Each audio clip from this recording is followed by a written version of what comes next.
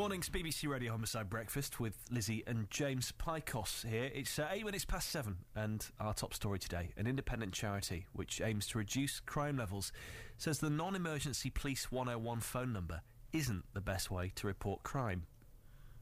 It's 3 years since the service was introduced in our area as a means of reducing pressure on the 999 emergency number.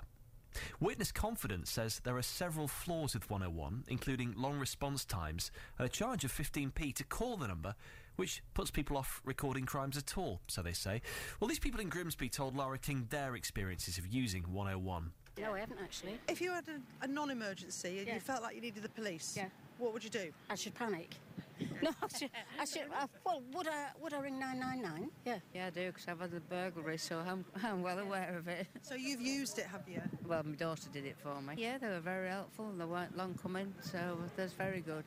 Yeah, I can't fault them at all. So I think that's a good idea, because then you're not wasting people's time on 999. I have a niece who works for 999, so I do know the pressure she's under. If you have something that you want to communicate to the police, then I think it's very important to have a non-emergency number. I think that's very good, but I don't think a lot of people know about it. They dropped leaflets through at one point, I seem to think, with a non-emergency number for them and the doctors as well. You can get one for the doctors.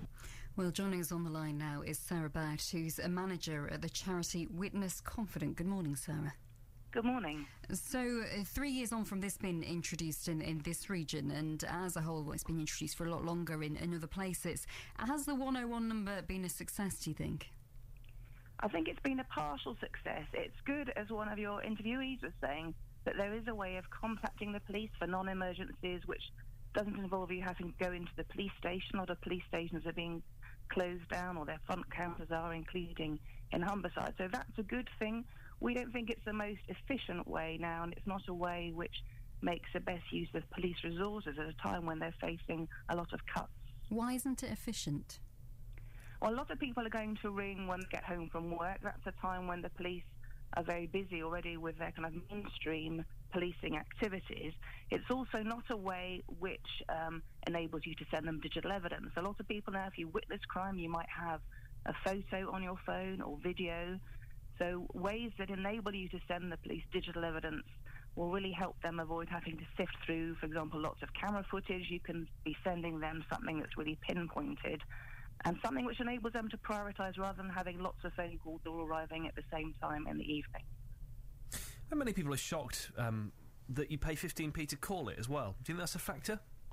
I do think it's a factor, and it's a great shame if there's any barrier to people being good citizens. What we want is for people to do the right thing. If you see somebody, for example, graffitiing a bus stop or committing another crime, you want not to walk on by, but to help the police by reporting it. And there's a bit of mixed messaging. 15p, not an immense amount of money, but will put some people off.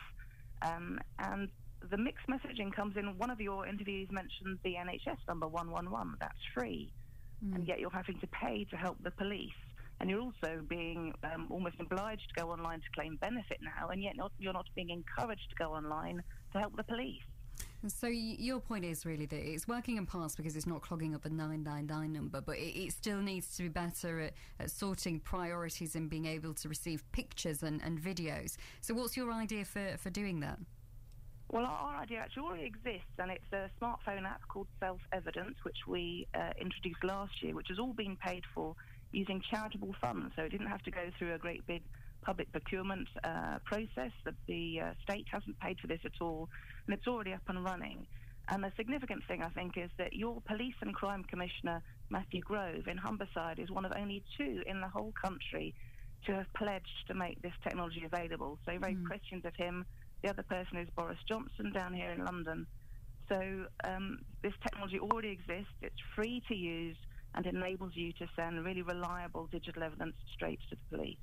I don't know the answer to this question. I'm going to ask it anyway, Sarah. Can you email the police to report a crime?